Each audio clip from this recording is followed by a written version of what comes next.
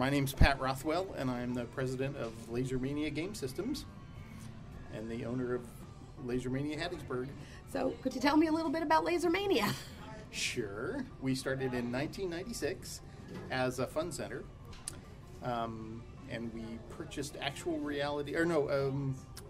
laser reality gear out of Atlanta, Georgia. Johnny Williams out of Atlanta, Georgia.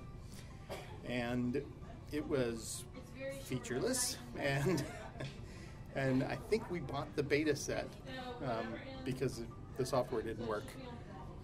It worked for about a 3-minute game, and then it would overload itself and crash. And so a programmer buddy of mine and I got together and wrote new software operating system for that. And the more I learned about it, the less I liked it. And so we developed our own set of gear in 97, fielded it here in 97, brought it to market in 2000. And since then we've built 30 centers, 30 plus, very small player in the market, primarily because I hate to sell. I just am not comfortable in the salesman role. So when word of mouth sends somebody to me, you know, if they think the same way I think and are not looking to make a killing but are interested in opening a center in a local area, then we do that. And we usually set our program up so that we go in as a partner for the first 2 years and are structured to be bought out of centers in a 2-year time frame.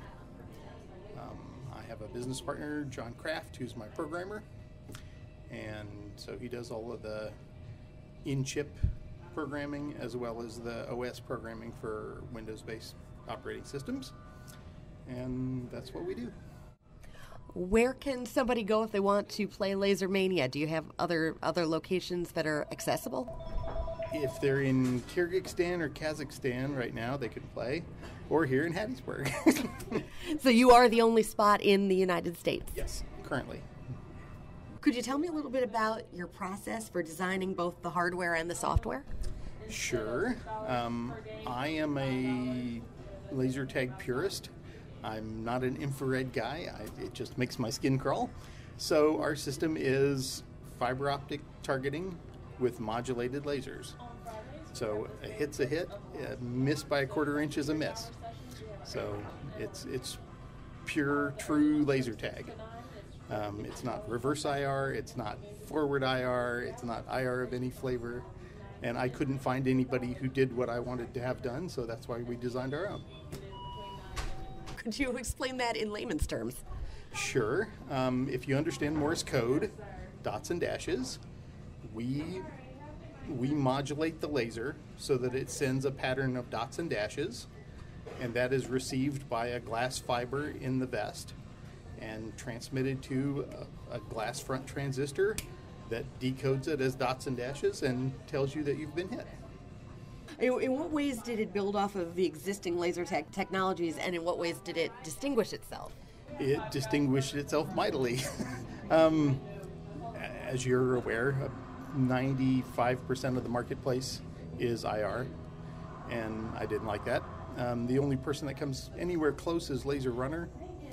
They do have a fiber optic paneling system.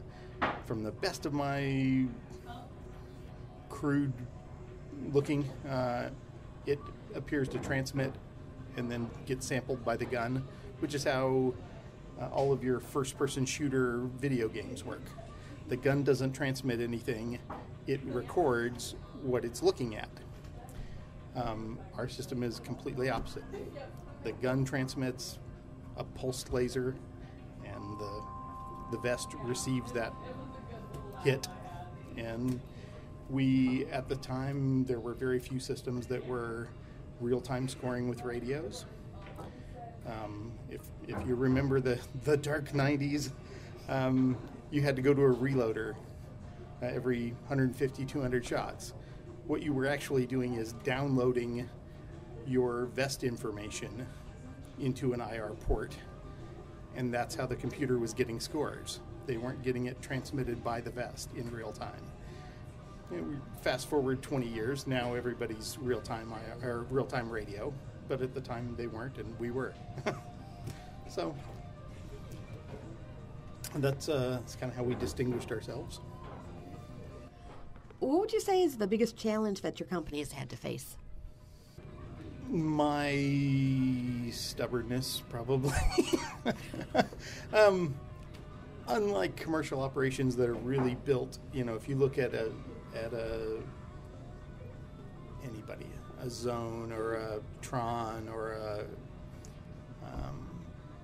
anybody, Delta Strike, they're organizations that are built for a nationwide rollout. I mean, they're looking for market share, and I'm not. It's my business partner and I thought it would be cool if it spontaneously happened, but we didn't want to put in the work to make it happen. And so, we built a better mousetrap and quietly let it incubate on the side, and it's never really exploded on the marketplace, but that's okay. Our good buddy Eric describes me as very lifestyle oriented. I don't want to be at every bowling trade show and every laser tag show and every amusement show. So if someone knocks on my door and says, "Hey, can I please buy laser tag?" Well, yes, we'll start a conversation, but other than that, we probably won't.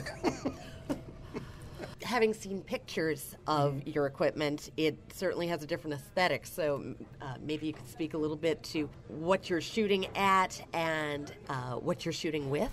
Sure. You're shooting with, well, we're on our third different style of blaster. And we manufacture everything here locally. What you're shooting at is a 3-inch by 36-inch fiber optic panel. It comes in two flavors. Currently it comes in red and blue. And each pack can alternate both colors. And they form essentially a V stripe, like suspenders. It's 50, I didn't do the math recently, but anyway, it's 514 square inches of target space. That's plenty for me. We don't have a sensor in the gun. Because I spent 20 years in the military and was never trained to shoot at anybody's gun. So, center mass, if you're hitting in the torso, that's a good shot. Our fiber optic panels are continuous from source to end, so there's no differentiation between a shoulder shot, a front shot, a back shot, a left shot, a right shot. A tag's a tag's a tag. If I were catching lead out in the field, wouldn't matter where I got shot, I got shot. And so that's the way we play. Everything about the equipment is variable. The shot rate's variable. The downtime when you're tagged is variable. Just about anything is variable. What choice of weapons? Our blaster also has a long-range laser, modulated laser. It has a short-range shotgun, which is an LED, a modulated LED that throws a beam about 4 feet wide that's only effective in the first 10 to 15 feet. So close range, you got a scatter gun effect. 8-year-olds love that. College kids don't love it so much. They'd rather, shoot with the long range. So. Are there different game features or game settings, formats that allow you to vary things up? Yes. It's all software controlled. Although if you talk to 1,000 operators across the country, you're going to find that essentially it boils down to 2 games, team on team or solo mission. We call our solo mission anarchy. All of the vests turn blue, shoot anything that moves, unlimited rounds, unlimited lives. We can vary all of that. And so you can play a King of the Hill style game, although unless you're doing a church lock-in for 7 hours, you don't want to brief that to the public. You don't want to brief all those game variants, because any 20 to 30 random people off the street aren't going to come to consensus on what they want to play. So for our day-to-day games, if it's a group of 12 or less, we encourage solo mission anarchy game. If it's a group of 12 or more, we encourage a team game. And we play unlimited. We have the capability to play bases. We don't play bases. That's kind of unique to our center. I intentionally don't play bases because I think it changes the flavor of the game. If there's a goal, a base, then you have base hogs, and you have base checkers who are playing hockey instead of laser tag. And I think laser tag is an interactive person-on-person game, and I think you should spend your time fearing and finding people. But you do manufacture bases? Yes, we do manufacture bases for people who think they want that in their center. We can certainly do that, and we can vary everything about the base, what type of trigger, what kind of sound it puts out, how long it's active, when it becomes active, when it goes dormant. Anything you'd ever want about a base, we can do. But personally, I don't like them in my center, so we don't do them. Now, you said that everything is manufactured locally. Where and how do you begin to get that done? I have an office in the back where I have a giant sewing machine that can sew through metal. No, it's just a big industrial sewing machine. And I sew vests. I solder every component in every circuit board. I make every wiring harness. I build every piece of gear that comes out of this place. Oh my goodness. So you're, I'd say, a one-man band, but you do have a partner. Yes, my partner programs everything that comes out of this place. And we build them by hand, every one. We design, every box, every gun case, every trigger spring. Some of those things we actually have to have manufactured by specialty companies that do that, but we assemble everything here, and so, yeah, it's local. Very good. If somebody wanted to get involved with setting up a center, is there a starting point that they would have to consider budget-wise to get in with putting a Laser Mania system in? Yes. In round numbers, if you look at a 24-gun system, which is kind of the industry standard, a 24-gun set would have a 33% down figure for the equipment, the hardware. So we're looking at about $25,000 down, 20 to 25, and then we finance the balance of that over a 2-year period. So there's not really a barrier to entry cost-wise. And so we dealt with a lot of folks, but there again, I don't sell to people who I don't think have the ability to be successful. So if your town's demographics, because I go in as a partner, and if your town's demographics don't look like they'll support a functioning laser tag center, then I'll encourage you to get into something else or find a new neighborhood. And that's where I and people who sell for a living differ, because I have skin in the game. I'm not a commission, and I don't just want to sell gear. I want to help people build a business and have fun. So. And from the vantage point of somebody who's built a business around this, what about your center do you think really distinguishes you besides the equipment? We were insane when we built 22 years ago in a town of 50,000. Hattiesburg is a small market area, and at the time, laser tag was a destination vacation, something you did when you went to Gatlinburg or when you went to the beach. Nobody had a neighborhood center. And if you did have a neighborhood center, it was in Metairie. No, it was in a town of 1.5 million people. It wasn't in a 50,000 person town. Over the last 20 years, and right now at this very minute, we have 4 laser tag venues within 20 minutes of this spot where you're sitting right now. We have 3 of them within 4 miles of here. And none of them came up on wheretoplaylasertag.com. Yeah. We have one in a pizza parlor. We have one in a trampoline park. We have another standalone laser tag that has since added go-karts. So we are an in-destination laser tag center. We have laser tag and arcade. That's it. We're not a full-blown FEC. It's probably not something that somebody would do if they were starting today. But it worked for me. And we're in this is an old movie theater, if you didn't recognize the big marquee out front. And so, my rent is essentially the property taxes on this property.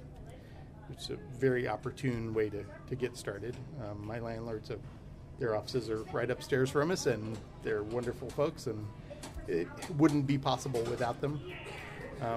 But they wash their hands too, so, it turned out okay. I would have never dreamed in 1996 that I'd be sitting here 20 years later. I thought, if we make a good 5 to 10 year run of it, that'll be great. But it's worked out just fine. Well, that's fantastic, and I'm very much looking forward to actually playing this game. Okay. So, do you have any tips or secrets that would help somebody to do well with Laser Mania? Yes. The first one is stand sideways, so you're not showing off all those 500 inches of target area. The second one is use your shotgun a lot, because occasional players, rec players, like the family that's about to start and play with you, are like little kids playing soccer. They play bunch ball. They all gaggle around in short shot ranges. More experienced sport players tend to hunker down and take long shots. So if you're in a rec game, use your shotgun, play short game.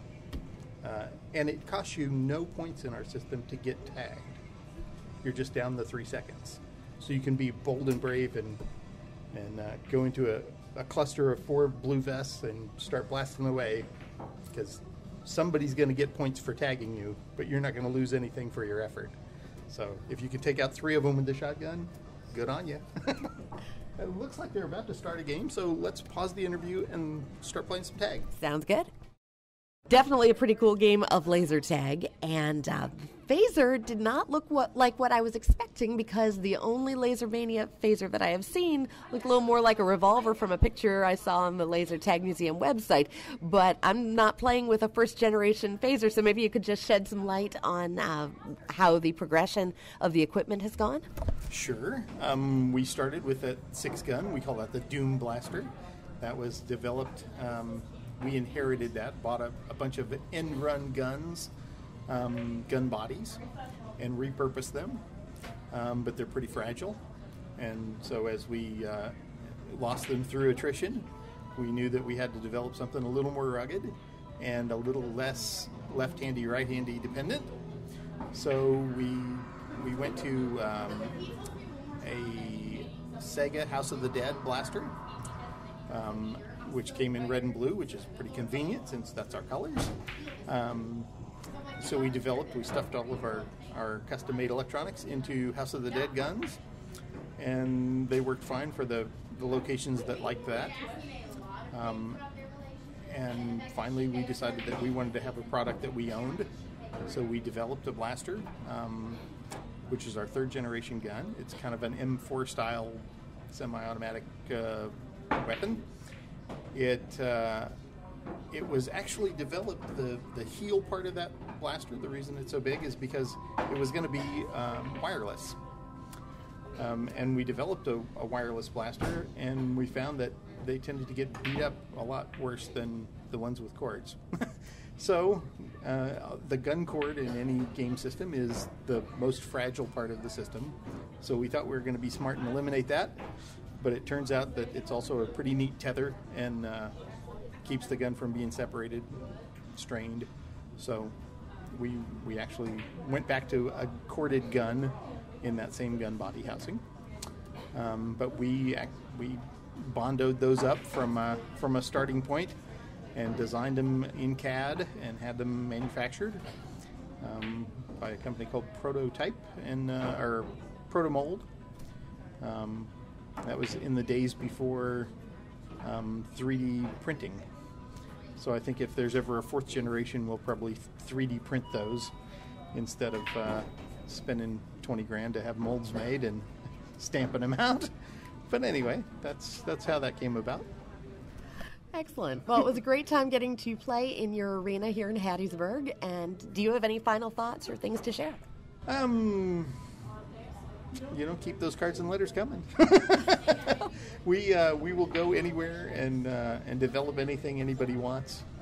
That's our only niche in the market, is that since we do everything from stitching the vest to stuffing the boards, we can customize them any way anybody wants them, as long as they like big striped targets, because I'm in love with fiber optics, and that's the way we're going to work. All right. Well, Pat, I just want to say thank you so much for showing me around and giving me all this information about Laser Mania. It's been very cool to learn about a system that is new to me and has quite a history behind it. Well, thank you much for coming. Best of luck in your 50-state project, and hopefully you'll make it to Dallas for the big anniversary on, 28th, International Laser Tag Day. We'll give you a little more swag before you go, and you'll be ready to go. Excellent. Thank you so much, Pat. You're very welcome.